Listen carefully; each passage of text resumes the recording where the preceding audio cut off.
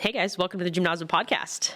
I'm Kaleena Ruskin. I'll be co-hosting with Michael Hughes today, talking about some myths about weightlifting, weight loss, and kind of bulking up. We'll touch a little bit on BMI and all of the good stuff that really goes into training, the misconceptions that people have with training and how we can address those as trainers and help our clients better understand the process of fitness. Michael, what are some of the myths that clients have about weightlifting? So weightlifting in general, like this is a big one that comes up, is that a lot of women say, I'm going to gain a lot of muscle really fast and just keep the weight super, super light. And that's like a big one. Yeah. That comes out. Probably the biggest one, not saying just from females, but it's like, okay, I'm going to take it easy on the load here. And I'm going to make sure that it's, minimized in a sense. Yeah, light weights, high rep counts, right? Totally. Keeping it essentially like body weight almost, in a sense. Like almost so light, it's like 9 pounds is not going to do much for you, in a sense. And also lifting weights is that like you're going to be able to lift, and that lifting is going to like make this muscle look so awesome that once your shirt's off, like boom, there's the muscle. And it's like, technically that happens, but it's like gift wrapped, you know? That muscle's gift wrapped in a little thing called extra tissue, if you want to be nice about it. Yeah. Or fat. Yeah. The idea that you can do push-ups and all of a sudden your chest is going to have less fat and it's going to be all muscle. It just converts right away. Right, which is more of a weight loss issue than a muscle gain issue, Yeah. but it's essentially this, in their mindset, it's the same thing, that they're going to do that. Yeah. Do you think that you get more female clients or male clients that want a specific physique type, or they come and they go, I want you to train me this way to look this way? Yeah, pre-Gymnazo, like hardcore Gymnazo, then it was a big deal when I was working at a big box gym. It was definitely like, the goals were physique-based. Basically, you sit down at the table in the lobby and you basically like, okay, I'm going to predict their goals. And it's to gain muscle, lose fat. It wasn't even back then to get healthy. It was just gain muscle, lose fat. And it was fascinating because as you do that, you kind of look at the person's body type. And let's say, I'm going to break it down. There's 3 major body types. And some people are kind of the twiggy types. They're just long, skinny bones people, and they can eat sandwich after sandwich and, whatever, popcorn or whatever, whatever meal out there. And they really have a tough time gaining weight. Yeah. If they're going to have a tough time gaining weight, they're going to have a tougher time than already a hard time to gain muscle. Mm-hmm. So you really have to put on hard. And then there's people that are just look like houses. Yeah. Sorry. They're just big boned human beings, right? Yeah. And they're going to have an easier time putting on more weight and therefore more muscle. And they have most of us are just kind of the in-betweens in a sense. Yeah, I mean, I know the brick shit house. That was commonly, college soccer. That was our winter lifting season. You lifted really heavy, and it was not soccer season, so we were eating pretty good, and there was a lot of pizza and beer diet then. So we were just putting on the calories, putting on the weight, and I looked like a brick shit house by the time spring season rolled around. But that's something I think. How often do you talk to your clients when they come to you with these physique goals? How do you play right into it? Like, by the way, let's talk about nutrition. That's always the second conversation. First, you describe how you can do it. Right? That's how I've always done it. You want to gain weight. Well, here's how we're going to do it. We can do some isolation training here, but That's people want to hear that. They want to hear better biceps, do bicep curls. Yeah. But in reality, doing like a clean to overhead press is still going to build big biceps too. Yeah. So that's the first conversation. But then it's like, and then you kind of say it softly, and you have to eat a lot better. Yeah. Because they don't want to hear it. Because that's like basically telling them that their dog's ugly or something like that. That's just something that they just don't want to do. But that's the trick. And I love, what's the what is this movie called? It has like Ben Stiller. It has they make fun of like army guys. Tropic Thunder. Oh, yeah. Yes. And I just love it. Like, they're like, guys, it's pretty obvious to make yourself look good. It's all about diet. And I was like, the first time, like, yes, finally, like a Hollywood movie making fun of Hollywood tells the truth. It's just about diet. Yeah. You have a 6-pack underneath you. In fact, you relatively have an 8-pack underneath all of us right now. It's just gift wrapped. Yeah.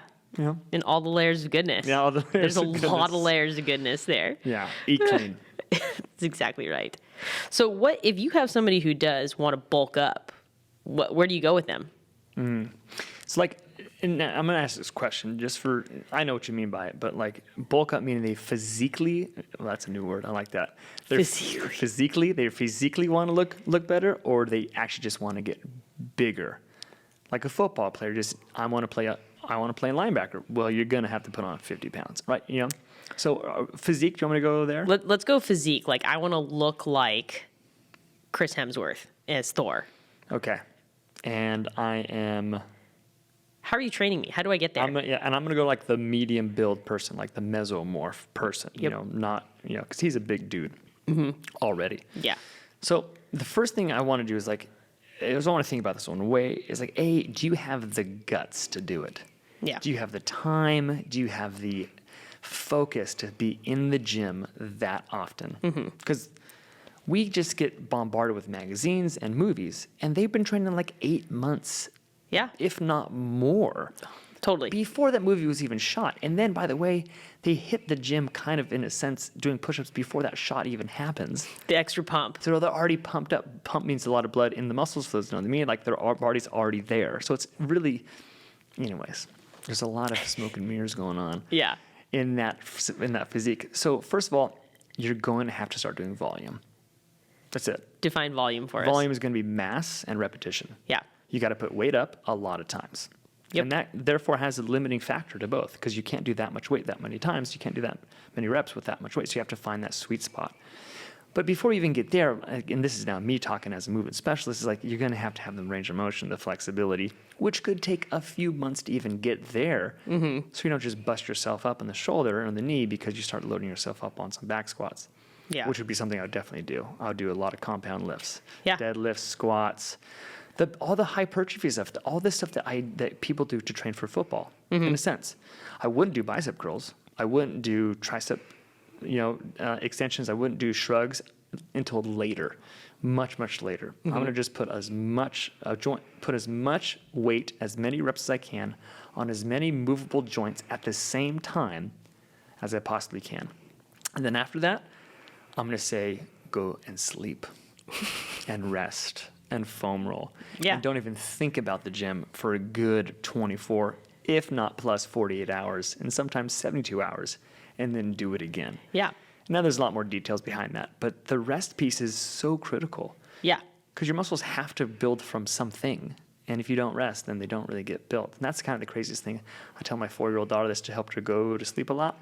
Hey, you got to sleep because that's when you get taller. And she's like, really? I'm like, yeah, it's really true. It is. It's true. So the rest piece is big. And then I wouldn't try to bulk up and get cut at the same time. I think a lot of people talk about that, and a lot of people kind of like, I want to lose weight and get bigger. It's like those are kind of paradoxical things. It's possible. It's just very, very, very challenging. Talking to my husband right here. Sorry, I won't say his name, but sorry. It's okay. It's okay. He probably won't listen to this one anyway.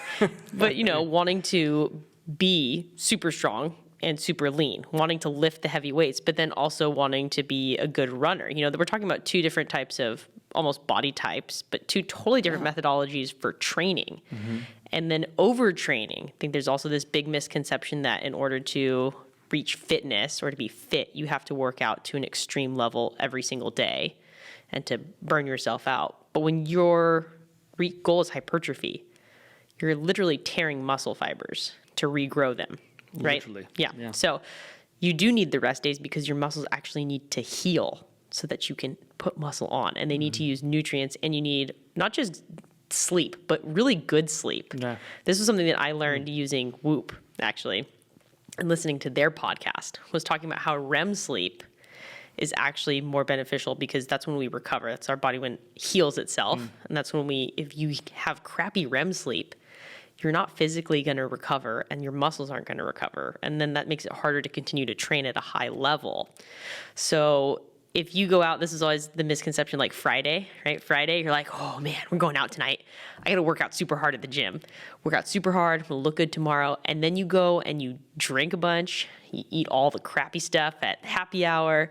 And then you sleep like crap. And then you wake up on Saturday and you pretty much washed your workout. It's like it's null and void because you just destroyed everything that you just did. If not with negative. Yeah. Because it takes you X number of days to try and recover and like get back to homeostasis after that. Right. And that's like the typical life of at least a lot of the 20-something, 30-something-year-olds.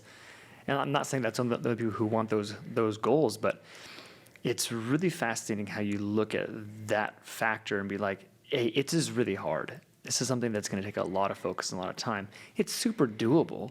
I'm not saying it's like it's impossible, but it's a focus. It's a big, big focus. And I think, I don't know, I really wish if I could end this podcast right now, I would say just eat better, sleep better, and keep yourself relatively mobile and moving. You know, exercise, go for a hike, climb a mountain. Yeah. Because that's still doing squats. Yeah. In a sense. Yeah. Let's talk about... Yeah, good thing we're not going to end the podcast right there because we've got so much more to go. Well, let's talk about also the misconception that in order to lose weight, you only need to do cardio. So there's this really cool, I watch a lot of YouTube. I love YouTube. And there's this great ad going around, this guy saying, you know, guys, you do cardio. That doesn't burn fat. It burns calories. And I've seen that the ad needs to stop. But anyways, he gets his point across. The point is that, like energy is energy. And there's a lot of types of energy. There's alcohol. That's actually energy. There's calories in alcohol. There's protein. There's carbohydrates. And then there's actual fat. And the body burns energy pretty much the same way, or the same sequence it always does. Now, I'm going to get a little nerdy here because it's kind of fun. Dive in. ATP, right? Adenosine triphosphate is basically the lifeblood of energy from the body. And you have a store of that of about 2 seconds, I believe. If body stops making ATP, that chemical, then you have 2 seconds in reserve and then you die. It's kind of crazy. Anyways, so then it goes from in there all the way to basically fat. Right, that's the other end of the spectrum. And from there, the body loves to burn all those kind of sugars in a sense, and then the carbohydrates, and then it goes to the proteins. But, then it goes to the fats, and then it goes to the proteins. Excuse me, I said it wrong. Like, your body really doesn't want to burn protein unless it really has to, like survival stuff. So the longer you work out, the more you're going to go to that fat stage. The shorter you work out, the less you're going to be in that fat stage. But there's a catch. If you work out super, super hard in a short burst of time, you're going to burn a lot of those calories. But then your metabolism, in a sense, your heart rate stays relatively elevated. This is a whole thing called, I think it's called Orange Theory Fitness, that one study that they based an entire franchise on. But it's relatively true. You still burn calories after every workout, depending on the intensity. But that works for every single workout, not just Orange Theories. I'm sorry, Orange Theory. But there's every workout. Yeah. So in that sense, and then you got to burn, if you to build more muscle like you were talking about, that takes energy as well. And that also comes from those same kind of long duration type of calorie sources. So if you want to burn fat, then don't eat too much fat. That's kind of, butter's nice. But, don't go into that. And then really consider that you need to do energy. I don't want to say this. I want to say this simply, is that you need to be able to put in the amount of work. Work is the most important thing. Don't focus on slow cardio for 1 hour. It's not that hard. Put in effort and let the effort and then have that pull from your body's energy sources. If I could summarize it. Yeah. Work hard, relatively speaking, for short bursts of time, and let the calorie expenditure, let that pull from your body's energy sources. Yeah. That'd be my recommendation. Well, and we know too that if you get on a treadmill and you run a mile, first time you run that mile, that might be a struggle bus. Big struggle bus. But if you continue to do that and you just do a mile, your body metabolizes less and less as you get better, as you get more in shape. Right, more efficient. So all of a sudden, you're not burning calories, you're not burning as much energy because you're in better cardiovascular shape. So that mile it's not as hard as it was the first time, right? Like 10 runs later. So that's why people plateau. And they get to a certain point, they're like, I'm not losing any more weight or I'm not seeing any more gains. It's because they've been doing the same thing over and over and over again. And your body goes, hey, we know how to do this really, really well. So because our body tries to burn as little energy as possible in that situation, right? So this is where when we talk about adding in strength training into a program, why are you going to see better gains by adding in some strength training into your cardio program? I see this problem with women especially. They only want to do cardio, or they only want to do, light weights, body weight reps, high rep counts, and they hit these plateaus and they get frustrated. They leave away because they don't think that strength training has benefits. So for people like, we see these wild videos of The Mountain and The Rock and Dwayne Johnson, and I don't even know The Mountain's real name off the top of my head right now. But the amount of calories that they have to eat every single day to maintain that muscle mass. I think when we look at women especially, we have a horrible diet culture where it's like eat as few calories as possible. Like, I used to call it with teenagers. I coached teenage girls forever. I tell them you can't come to soccer practice at 2:30 and have not eaten anything all day since breakfast at 10. It's like you're going to pass out if all you had was a cup of ice chips and a big gulp of air before you came to practice. Because that's what they thought. They wanted to be, they're very body conscious. Yeah. And I mean, it's even as we age out of that, we're still very body conscious. I had 6 carrots and a half a salad today with no protein and no fats and fat-free digesting. And you're like, where are your calories? Like, you have no energy. We see headaches, we see fatigue, we see injury because there's no substance to support your tissues. But I mean, I personally love eating, and that's why I like to work out.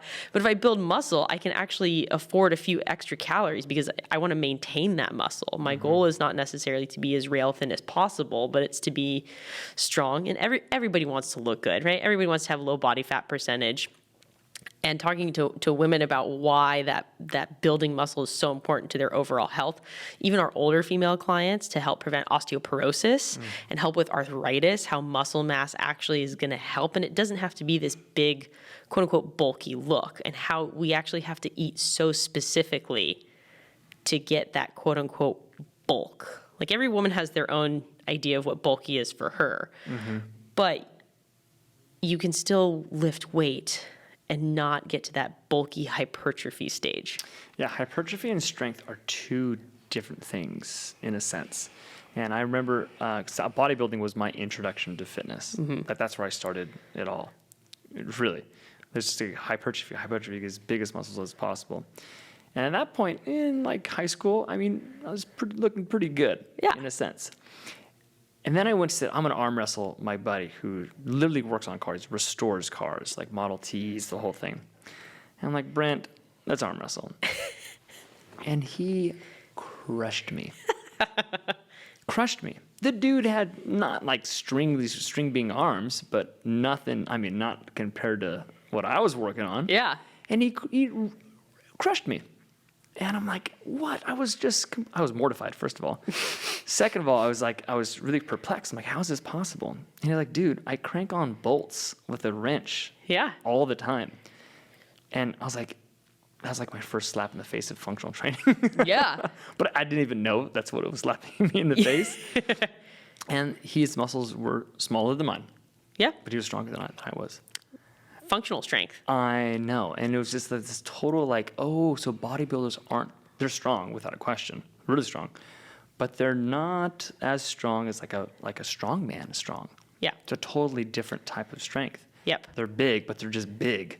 They're not necessarily muscle big. Totally. Again, they have big muscles, but that really blew me away. It's like, wow, so I can get super strong and not look like a bodybuilder? And it's just like, yeah, you really can. And it's really a myth, a total myth that you're going to just show up one day with these big old beefy thighs. I mean, you may have a lot of fat on those thighs and put muscle underneath them. You're going to get bigger thighs. But if you have that nice balance, then yeah, you're going to be fine. Well, for, traditional weightlifting, you see a guy put up, 275 bench press. He's just really good at that action. He's really strong at bench press, but there's not really a functional comparative. No, he's not going to be really good at like pushing over a fence per se, because his feet have to be connected to the ground. It has to transfer through his legs, through his hips, through his core.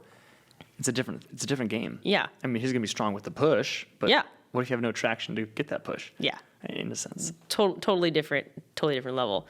We talk to our clients, they want to feel that sore, right? That's how they feel like they got their money's worth. They got that bang for their buck. But when your muscles when your muscles you do the same thing, you do just a standard bicep curl, and you get to a point where you're like, I don't want to lift any more weight. I've hit my hypertrophy. I don't feel sore anymore in my muscles. That's why talk about how changing just a plane of motion all of a sudden tweaks in and adds something. So we've been doing just sagittal plane lunges. Like we talk about, we change our programming every quarter, and we just changed that sagittal plane lunge to a lateral lunge. And all of a sudden people are like, oh my God, I can't feel my legs. Soreness, yeah. It's crazy because the body is so specific. It's ultimately hyper specific on what you do. And it kind of blows me away. It's so specific that you have to train very specifically. And if you don't, then you're missing out on a huge potential. And that's why the way that muscle fibers run and the way that you stress, like a shirt, you pull a shirt, you see the fibers being pulled, and you see the lines that show up on that shirt. Well, that is a very specific pattern, and the body learns that pattern. Just like how to throw a curveball is different than a knuckleball, or swinging early to hit into left field if you're a right-handed batter, or swinging late in a sense.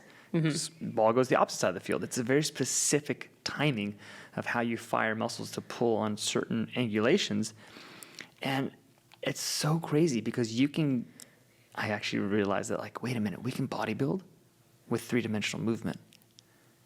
I was like, oh, wait a minute, this is crazy. Yeah. Everyone's doing these hip bridges, which is not a bad exercise, but like we can, instead of like putting a barbell across our hips and doing hip bridge, like why don't we just do a single leg stance, toe in, internally rotate the hip, do a type 1 spine motion on the same side, and we're like triplane loading on the glute. Best glute exercise I've ever had in my entire life. Yeah. Crazy sore. Yep. And that soreness is just the body showing that it's doing something new. And to me, like, this is something I really try to educate a lot on, is that soreness does not determine a good or bad workout. It determines a different workout. Different tissue adaptation. And I'm going to go so far to say is that getting super crazy sore is actually a bad thing. Yeah. It's actually an inhibiting thing. A little bit of soreness, all right. You went a little bit beyond your body's threshold. Great job. You you made sure that your body adapted. But too much is literally too much. You're deterring your body's recovery, your body's next workout, your body's next movement patterns. You may actually create a movement dysfunction from soreness. Yeah. That you have to therefore fight to get out of. Yeah. And people have no idea. So that's my own little take. I had to throw that in there. No. Don't get too sore. Absolutely. I see Monday morning, people come in. They are ready to just destroy the gym. They're like, dude, weekend's over. It's time to get back to work. Like, let's just get after it. Monday, you go 100%. Tuesday, you're like, oh man, I'm so sore. I'm working at like 75% today because that's literally all the capacity that I have because I'm so sore. And then they come back Wednesday. Now they're working at like 50% because, again, on Tuesday, they're trying to just crush it, even though they're only at 75% capacity. And you just continue to deteriorate throughout the week. And then we don't end up seeing fitness gains. Would you say you start to see, like, again, deterioration, quality, injuries, muscle fatigue? You don't see any gains because your body has no time to actually recover and heal. And it's hard because as a coach or as a trainer, like, you always want to max out. And a lot of times I'll find myself saying, all right, guys, let's push it. But really what I'm meaning is push to that threshold of that day. You know, it's like, okay, this is hard. I'm uncomfortable. That's pushing it. Yeah. That's to that level. It's like, can I go harder? Of course you can go harder. You can always go harder. But training hard is, again, you just described the scenario. You just get less and less potential every day of that week. And that was a huge revelation to me to realize that it's not how hard you work. It's much more about how consistent you work. Yeah. Because your body needs to adapt to environments. What's an environment? Well, environment's fairly consistent versus crazy hard on Monday, do nothing until Friday. Yeah. That's not consistent. The body's jumping around saying, what do you want me to be? You want me to be a desk sitter or do you want me to be a professional athlete? Like, what do you want me to do? Yeah. Yeah. Anyways, that's my take. Let's talk about the difference between men and women metabolically and how we can help them achieve their physique goals. was trying to think of your made-up word earlier. Physiquely goals. Physically goals. I think it's a good one. But do men and women gain muscle and or lose weight differently? Yes. I think you just got to flat out say it. Men and women are different. I know it's hard to take in, but we're definitely different.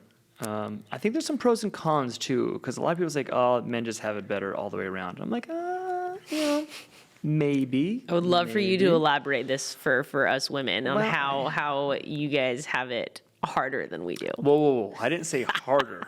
I said pros and cons. You just may have it better and easier than us on certain things. But so men have testosterone. It's literally a magic drug. Yes. People inject it into their bodies to do all kinds of amazingly awesome things. Yeah. Just flat out. Yeah. Doesn't mean women don't have it. They do have it, just not as much. Yeah. So that's a big pro. Men are just essentially bigger beings in a sense, not all cases. So therefore, more muscle mass, just more cylinders in the engine. Yeah. It's going to burn more calories. Yeah. Just flat out. So if I eat the same hamburger that you eat, we're going to both have a delicious time, but I'm going to burn it faster. Totally. Just just science on or just math rather. Yeah. And then ladies, if you didn't know this, testosterone on average burns an additional 1,000 calories per day without doing anything, which is why your boyfriend, husband, kids, your dudes can eat that hamburger because their body will burn it just based off testosterone alone. 1,000 calories? Really? Yeah. Wow. Yeah. I'll check that out. I was saying I disagree with you. I just want to check that out. Plus or minus, but last time I checked, it was plus or minus 1,000 calories per day. But it's just true. It's that kind of chemical. Yeah. So that's going to be two big off the bats, right? But you can kind of, like men have a shape like a pear if they get overweight. Men have shape like an apple, big up top, skinny down low. Women are more like pears in a way to say it, big down low, skinny up top. But the benefit of the female, I will say this, is there's a certain kind of athleticism that I really feel like women have. Again, I have to generalize. They have much longer legs, shorter torso. Men have longer torso, shorter legs. Again, I'm making general statements like apple and pear and stuff like that. Okay. And I really think that's a benefit in a lot of like agility type of, I don't know how to say agility type of things, but like in cardiovascular kind of dancing and all these amazing artful sports that I just think women perform better on because of their biomechanical makeup. I think we're getting at we have a lower center of gravity. I think we have a better center of gravity. Well, I would say, with the weight down low. Yeah. It makes sense. Yeah. But like dancing and like gymnastics, all things like that, like, I don't know. Like to me, the female physique just has that dialed. Fair enough. To me, that's a benefit. One thing I think that we don't get enough education on as trainers is the hormone cycle and the ovulation cycle for women, too, that we never touch on why it's so hard for women to maintain a quality fitness program, because essentially 2 weeks out of the month, your hormones are completely out of whack and you just don't have the energy, which is why, ladies, if you're listening, or trainers who are listening, if you have female clients that come and they're like, I don't know what's wrong with me this week. Like, I'm just not feeling it. I don't have as much strength as I did last week. Nothing is different. I didn't change my diet. I didn't change my sleep. You're like, great, you're probably going through a hormone fluctuation. And that's a really important point that as a trainer in my green years, I had no idea. I mean, totally. I knew, but I didn't know. You don't know how it plays into how we function. No. It's like, it's just another bad week. Okay, I get it. Like, that was my ignorance back then. It's just about a bad week. Hang in there. Yeah. But no, it's so much more than that. It's a lot more complicated so much more than that. So I apologize for all my past clients. It's okay. You're green. You didn't know. I didn't know. No, I'm blaming I'm blaming having 4 brothers. It does give you a slight disadvantage. Yeah, it did. It did. Would you say that a lot of women, what would you say to women who are afraid of quote unquote bulking up, doing strength exercises or strength training? Don't be afraid. But why? Don't be afraid. Because it really goes back to the previous answer, because you don't have that much testosterone, because the setup of your biology is not designed as efficiently to build muscle. certainly have muscle, certainly become very amazing physically. There it is again. Types of women, but it takes a lot more effort. I think that's my biggest, is that don't be afraid, because it doesn't come easily for the vast majority of women out there. It takes big focus, big nutritional gains, and work, a lot of work. And if you are the woman who says, gosh, nope, that just happens to me, well, there are body types that just gain muscle a lot faster. But it's going to take so much volume, like I said, a lot of weight, a lot of repetitions, days in the gym to get that physique muscle build, the hypertrophy, that you'll see it coming. Yeah. And you can do a little zig or zag in your training program. You don't just wake up one day and be like, Totally. my shirt doesn't fit anymore. Yes, you will have that body pump that all people get. Every athlete gets that kind of that blood pumping in that muscle that makes it bigger, that you'll feel for a few hours after that workout, but that goes away. Yeah. So that's how I almost share it all. It's like, yeah, we can go to work on it, but don't let it scare you from starting. Or don't say, no, I don't want to do weight training in my cross training. I just want to do dancing or bar or yoga because I don't want to gain muscle mass. That's like, don't worry about that. You'll see it coming. We can make a pivot. It's way worth it to start doing that versus not do it. Like, please weight train, women, please. Yeah. But again, they may just think weight training is anything with a barbell or it looks like CrossFit. And that is a part of weight training, but that's a percentage. That's a small slice of the puzzle. One of our favorite tools, my favorite tools, is using sandbells. Yeah. And, heavy weight is individual, right? 10 pounds might be heavy for somebody, 25 pounds heavy for somebody else. So for most women that come into a gym, they look at the 25-pound sandbell and they go, gosh, that's so heavy. That's really heavy weight. I don't want to do squats or lunges with that on my shoulder. It also looks big. Looks big, right? But then how many clients are moms who carry their kids? And you say, how much does your kid weigh? I'm like, 45 pounds. I'm like, you pick up your kids, you pick up the bag of dog food at Costco. Yeah, and it's a dynamic 45 pounds. Yeah, it's moving. It's moving. It's like trying to escape. Yeah. For every mom who's had a toddler trying to fly out of their arms, throwing themselves to the ground, you need to have that kind of foundational functional strength to be able to control that mass momentum, that oddball weight, picking it up in different ways, shapes, or forms. And I encourage women to be like, this is going to help you move better outside of that, especially when we listen to our clients who complain about back pain with picking up their kids or doing something that's more functional, getting weights out of the car, getting groceries out of the car. And you're like, well, if you don't ever train, if you're constantly only lifting 5-pound, 8-pound dumbbells, of course you're not going to get any stronger, and that's not going to benefit you when going to pick up your kids or do something like going kayaking or building that muscle strength. If you're just even adding extra load for hiking, how many moms throw their kid in their backpack? Right. A hiking backpack, the kid pack. Yeah. To hike them uphill, that's added load to your body weight. Yeah, and you can actually get weaker if you train and condition with lighter weights than what you're accustomed to at your house. Mm-hmm. Your body says, oh, wait a minute, I don't need this much strength. Again, the body's super awesome. What you give it is what it's going to say, okay, let's go to work. Yeah. I'll do that. And what I also like about it is most parents, because I do a fair of holding my little children too, they're usually smaller than you are. So to pick them up, you literally have to do a clean. Yeah. And that's a power clean. You know what I'm talking about. Like from the ground, squat down, pick them up at around knee height, put them and swing them on up right around your shoulders and hang on. Yeah. That's a hang clean at the very least. Yeah. And it's like, oh, you do that all the time. Yeah, all the time. Yeah. And it's like, it's just so fascinating how strong we are in certain ways.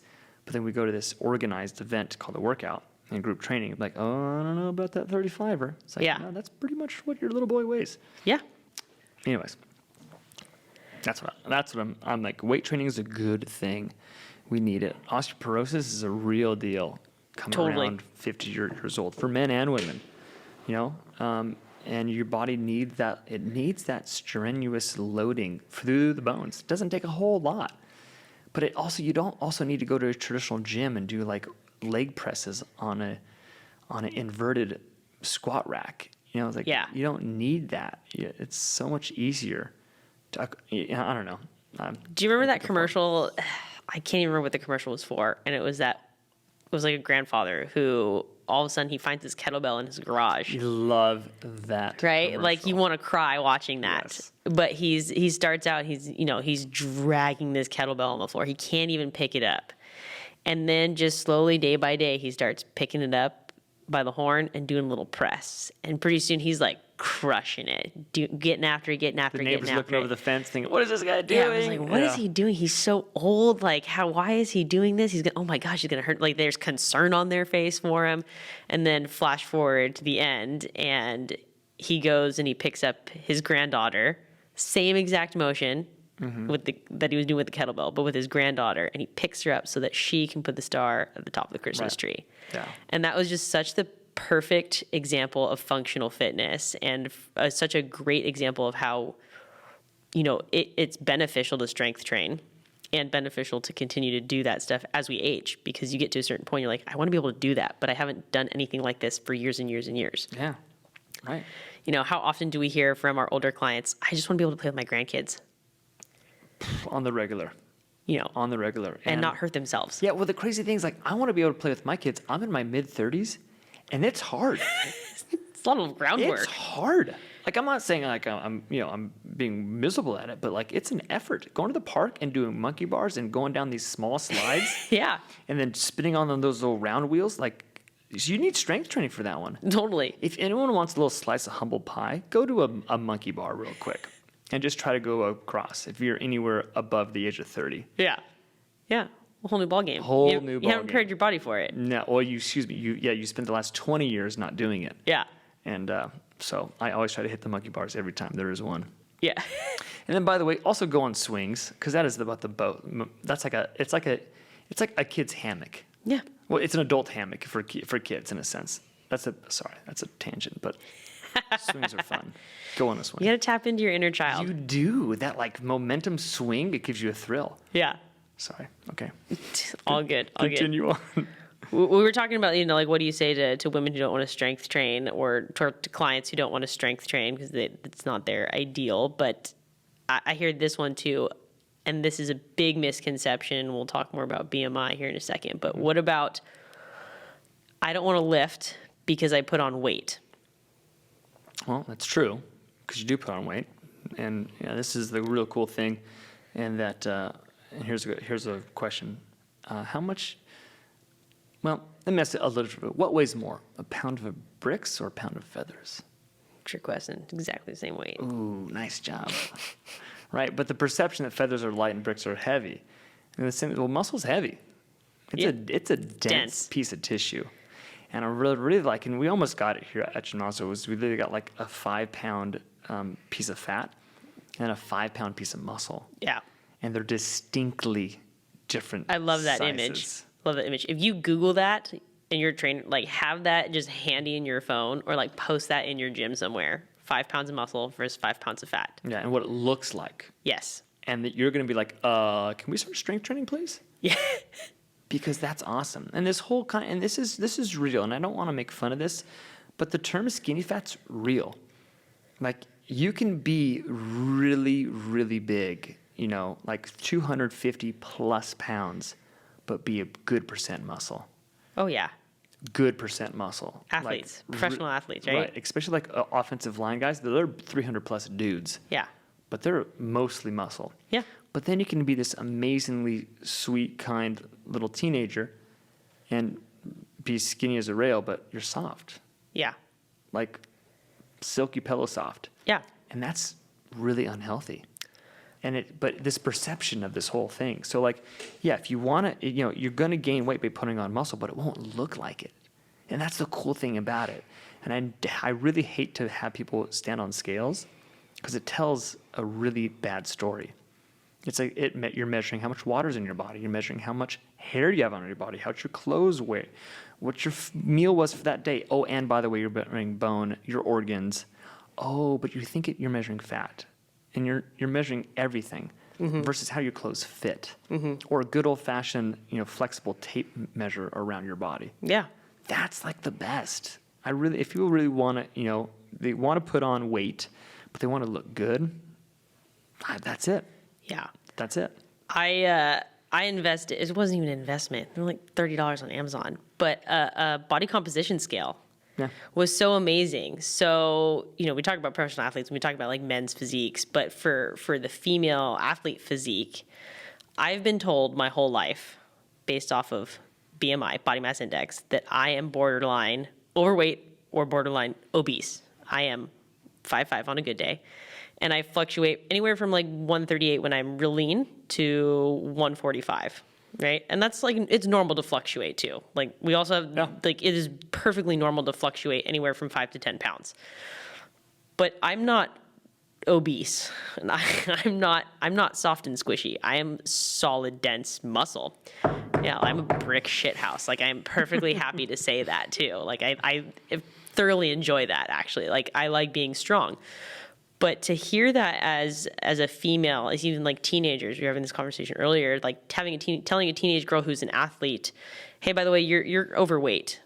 Because BMI, what it does, if you don't know, BMI was actually started during World War II as a way to quickly assess soldiers' health for their height and their weight. So soldiers, World War II, we're talking mostly men, right? Majority men. Yeah. And that's if not all, actually. Yeah, and that's the 1940s. So and bodybuilding started the 60s. Yes. Right. Fair right. Enough, Arnold kind of 60s, 70s. A little earlier than that, but yeah. Okay, so really getting took off at that point. So we're talking about the 1940s when we're measuring height to weight ratio for men, and it doesn't take into consideration muscle mass. It doesn't take into consideration body fat percentage. 0. And we still use it today. Or the sex of that individual. Exactly. 0. And we're still using that today. Like mainstream using it. Exactly. Like your physician, your normal physician just comes in and is like, hey, based on BMI, you're overweight. Well, unfortunately, it's way beyond the physician. It's insurances, which pay the darn bill. So it's actually, if you're using a BMI scale, stop. It's kind of useless at this point, especially if you're working out. I always say, and for myself, I check my body fat percentages because that's the best indicator of where you're going to actually see those gains. So if I'm putting on muscle mass and I see my weight go up, but I see my body fat percentage go down, that's a big win. Throw a party. That's a big win. Like I'm looking better. I'm looking probably leaner. I'm actually less bulky because there's less fluff. Right. There's less fluff and it's more lean, dense muscle. My clothes fit better. That's a much better indicator to track your, I think, health and wellness or how weight training is beneficial to you. I can see that number on the scale go down because I lose muscle mass and my fluff increases. That typically happens around the holidays for me.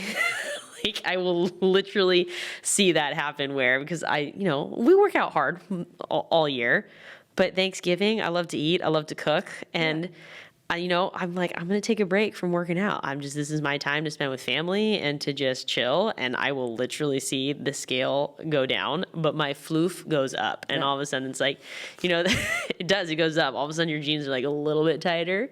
Like, oof. All right. In the wrong spots in a sense. Yeah, and you're like, it's not comfortable, or you're like, I'm gonna wear that sweater today, and it's just everything's just fitting a little bit differently. And we wear a lot more sweaters in the winter, which therefore are baggier, bigger. Yeah, like you only really see yourself in your true self maybe for a few minutes tops every day, versus wearing a t-shirt and some shorts. There they are, in a sense. Yep, arms and legs showing out. So I get you. And for those people who think, gosh, those scales are not that accurate. It's like, no. They're very accurate. Consistently use the same accuracy standards and you'll have a good change or a good delta change, a good measurement. You don't have to get hydrostatic weight or do all this things like that. Those scales, even if it's off 5%, it doesn't matter. It's still going to change accurately. And I think that's the most important thing. Yeah. For to see change, like growth. Like, who cares what the number is?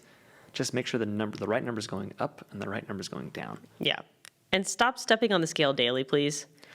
Unless you have like a medical condition that you need to know that. No, exactly. Like I don't know anybody who steps on that scale in the morning who's like, yes, or we get to that magic number. Like we think we're going to get to that magic number and just be like stoked, but you don't live at that magic number, right?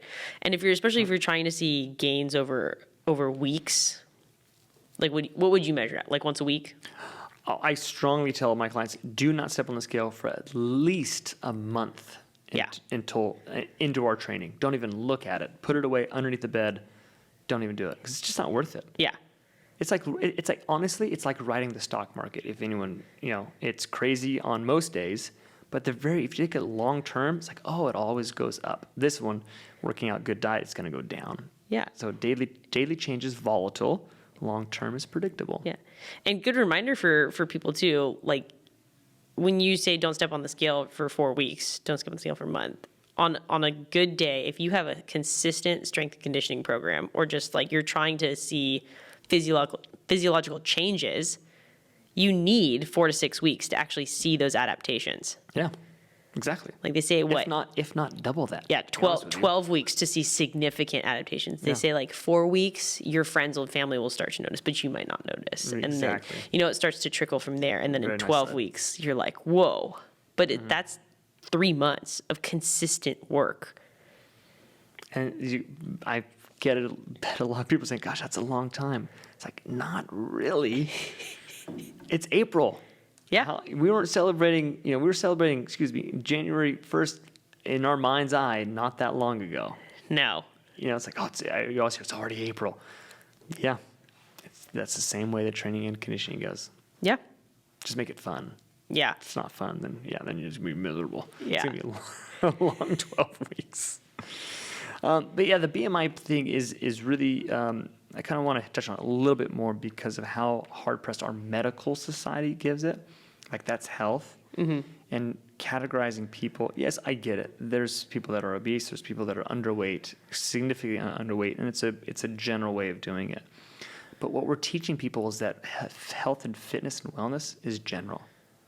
And it's really not.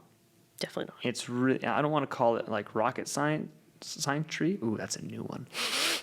Man, I love podcasts. You get to make up words and no one can stop you. But you're not putting a man on the moon, but it certainly is not simple. And it's definitely takes knowledge. But some general guidelines that you can really go after: rest more, eat things that are alive, most than out of plastic boxes, and do a combination of flexibility, cardiovascular, and strength training. You're gonna go far. Yeah. Gonna go far. And no BMI is gonna be like, oh, you're overweight or you're too thin. I just want to generally state that out there because I've been wanting a platform to use to say that exact phrase for a long time. Yeah, it's wild. BMI is wild. I was even the program that I use on my scale. So currently here, 29 weeks pregnant. But I think at like week 16 or 17, I got on the scale again just to see what my numbers looked like. And obviously my weight had jumped up significantly at that point. And it's funny because it tells you like where you're at, like, ooh, you might be overweight, you might be this, it might be that, like yellow, green, red for, good, okay. And then like, nah, you're teetering into that. And what was funny is that my BMI numbers were like, hey, you're overweight. my muscle mass numbers were like, hey, actually, you have really great muscle mass, and but you're kind of overweight. And then my body fat percentage was still, and for women, by the way, it's a challenge for us to be under 24% body fat. I was at like 21% body fat. Hey. And it's like green. It's like, oh, you're in great shape. I was like, so how can I be overweight in like 3 categories or unhealthy in 3 categories, but my body fat percentage is A-okay and like rocking? Because like, sensors don't talk to each other. Yeah, it's this total misnomer of how we equate weight to health. Mm-hmm. And yeah, it's just the more I hear people like, how much do you weigh? I got that same question in high school. Like the question was like, you measured your health in high school by how much you can bench press. Yeah. And now it's just changed. Be like, how much, what the scale says. But in reality, it's, again, I'm going to emphasize this one. It's how you look in clothes. And if you like that, good for you. Yeah. Rock and roll. If you want to change a little bit, okay, cool, right on. I think you were, we asked people like, why do you work out? I won't name names, but I think you were pretty mortified the first time you heard somebody go, I want to look good naked. Like, we were getting some wholesome answers, oh, I want to play with my kids, I want to do this, and then just, I want to look good naked. Which, like, You know what? That's actually pretty much the honest truth. Like, how often you hear, I gotta get ready for summer. I gotta get ready for this vacation. Yeah. Everyone wants to look good naked. I know, and that's crazy because you get ready for this vacation, you're eating so good, and then you go there. And Because, like, that's my spot. Like, and I did that, well, not last year, but the year before that. And you just hit that. You hit the whiskey harder, you know, because you haven't drank whiskey in like 3 months. Yeah. You have like 2 shots, you have a little ice in there, and you're done. You have that nice like breaded fish taco with that cool sauce on there. You're bloated for 4 days. Oh yeah, you feel terrible. You don't go number 2 for 3 days. You're trying to figure out, why do I feel so crappy? Yeah. And why did I spend 6 months or 3 months, whatever, trying to get here just to feel like crap? Yeah. That I just find it so paradoxical. This whole like, I want to go look good for vacation, And then just ruin everything that I just ruin did. it day one because Yeah. your body's saying like, what the F did you just put in your body? Dude, I mean, we could say the same thing for just a regular week. How many of us are really good Monday through Friday afternoon? Good call on the afternoon part. Right? Friday afternoon, and then like, you're like, Friday night, Saturday, Sunday. And then like when people get frustrated with not seeing gains, and whether that's whatever your gains is, losing weight, muscle mass, any of that, it's like, well, you spent 2.5 days destroying your body, and then you're trying to do 4.5 days of recovery, you know, making up for that. Yeah. It's like you can't do that. That's why we say 12 weeks, consistent 12 weeks. Mm-hmm. Well, there are a few different kind of diets, quote unquote, out there that, I mean, to me, there's a cheat day, like once a day. I think totally. that's fine. But again, I think what people need to be treated like, you eat whatever you want. That's still that's so relative. Yeah. You know, it's like you can't go be gluttonous. You can't just go put it down. 4 or 5 Mai Tais. It's like No. it just, I don't know. It's like it's so hard to put money in your bank, but it's really easy to spend money. Yeah. I think that's kind of the same principle. Yeah. It's like you're gonna have to put effort on both sides and just minimize a little bit. Have some fun. Get that ice cream at Night Creamery, whatever. Little plug for you guys. Like that's good, but that's like the cheat day. Yeah. Enjoy it. Well, and we could do a whole nother podcast on different metabolic types, like for each individual and how you process it. Because, if you've done paleo, if you've done keto, if you've done Whole30, and we know for a fact that one of those doesn't work for every single person, right? Like I did Whole30, and for 30 days it was great. It was a great little clean out, great reset, and I kept up with it for a really long time. But as I mentioned earlier, I like to eat, and I was eating so much protein, and I was looking a way that I didn't want to look all of a sudden, and I realized it's because I didn't have enough actually carbs in my diet. I was overeating protein to make up those calories somewhere because I was friggin' hungry. So, and that didn't work. And I had to play around with actually figuring out what kind of diet do I need. Because some people, they're just better. They're better at processing carbs than others. You're blessed, by the way, if you can process carbs better. You're just like, I can eat all this bread and be fine. I know, and I find it so interesting that different cultures, like different genes, right? Yeah. Like there's just a really cool book by Western A. Price that he goes all around the world, like people who eat mainly fish. Yeah. Or they're in like more grasslands. Mediterranean diet. Yeah, they eat more of that. And it's like, there's no good or bad diet. It just all depends on what that body's used to processing. And what you're efficient at. Yeah, what you're efficient at. And it has to do with a lot about your environment and your chemical makeup from hundreds, if not thousands of years of genetical processing. Wow. See that again? Genetical processing. Man, I got to work on that. Actually, no, I'm just going to own it. That's fun. I'm going to keep doing that. I'll put it in, just put an L at everything I say. But that process, like the body has all those things to take into consideration, and hence why diet is one of the mysteries of this entire world. And we'll just keep on moving. All right. Any final thoughts on weight loss, on bulking up, quote unquote bulking up, on building muscle mass, BMI? Yeah. The one thing that we do at Gymnazo a lot is movement training, right? We're not heavy on nutrition, like pounding people on the table like, you got to do this. And there's a reason for that, because movement is not the most important thing when it comes to weight loss. Diet or food in is, but like why do you want to lose weight? Why do you want to bulk up? Why do you want to get more muscle mass? Why do you want to lose fat mass? Hopefully it's because you can progress through your life with movement and activities better. So we come about it as, well, let's move well no matter what. And then once we find that happening, what next can we do? Well, maybe you want to go to G3 a little bit more, which is our kind of higher level, more hypertrophy, strength, a little kind of wacko in a sense, movement program. Or do you want to dial in with a nutritionist, and really take that to the next level? But what I like about the human body, or at least the human spirit, is with success in one thing produces the immense desire to continue to progress that. And it could be to look more like, what's the guy that, the Thor guy, what's his name? Chris Hemsworth. Chris Hemsworth, stud. You want to look like him, or you want to look at that sleek dancer, what the case is. And that's like a big thing. So start with your success, no matter where you want to go. Do something, please, and do it consistently, and get your mindset to shift, because that's really what's going on. Your body can do it. Your body can do amazing things. It's just your mind that's saying, I don't know if I want it. That looks hard. Or it's maybe not that worth it, but it is worth it. I'm a big, big fan of that. Start with success. And for us, success is movement, having fun moving. So that's it. Lift some weights, lose some weight. Don't listen to BMI.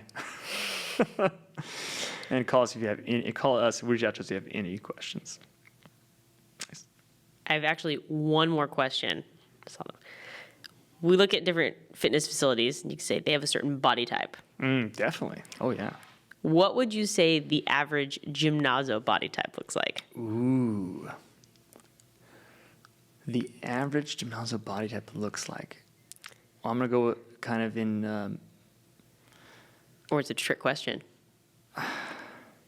Well, I was going to give the answer of a decathlete. All right. Multifaceted. Multifaceted. Yeah. Because they got to be able to throw like a shot putter. Big dudes. Yep. Big ladies in a sense. But they got to be light enough to throw themselves over a pole vault. Like, that's pretty light and feathery. Yeah. I don't know. Like, that's my answer. Love it. I would say we don't have a body type. Ooh, even better answer. We don't have a body type. What if you had to answer that? What if you had to answer? We don't have body types. We have movement types. Oh, that is a trick question. We have a trick question there. But I think that that's another important thing to talk about. Like, how well do you want to move? Is a bigger question. A lot of people want to move really well. Not everything is always about physique, but we have such Most things aren't about physique. We just make them into physique. Yeah. Sorry, it's like. We have such a broad spectrum. We have people who have that Olympic weightlifting look. We have guys who get that hypertrophy look. We have your weekend warriors. We have your everyday Joes. We have your grandparents, we have, moms, we have a whole slew of athletes that still come in that crush these workouts just to their different capacity levels. Multifaceted, multifunctional, multidimensional. Mm-hmm. And they just are good overall athletes. They move really well. Right. Because if everyone looked like a bodybuilder, physique builder, right, in a sense, if a physique athlete, wow, we would have some pretty dysfunctional athletes out there. Yeah. And that's nothing against a physique trainer. No. You just can't function very, very well in that. It's like, man, that's a trick question. I want to go back and change my answer. I still like my answer, but yours is a much better answer. It was a trick question. This is the power of playing host. Fair enough. Yeah. But there's another good YouTube video, actually. It's this bodybuilder, and he's got these friends that are just like, dad bods don't work out. And they're dying because they take a sticker and they put it on his mid-thoracic, between his shoulder blades, and he can't reach it because he has such huge muscles. He's so bulky and he doesn't have range of motion. He cannot reach to get it between his shoulder blades. And then they go up to one of the dad bods, do the same thing, throw it between his shoulder blades. He just reaches back and grabs it. But the big guy's looking like, I can't get it. He keeps spinning around in circles. It's great. It's yeah, that's pretty inconvenient. Mm-hmm. All right. Well, that was fun. Thanks. Appreciate it. My pleasure. Thanks for having me as host. Got it. Cheers.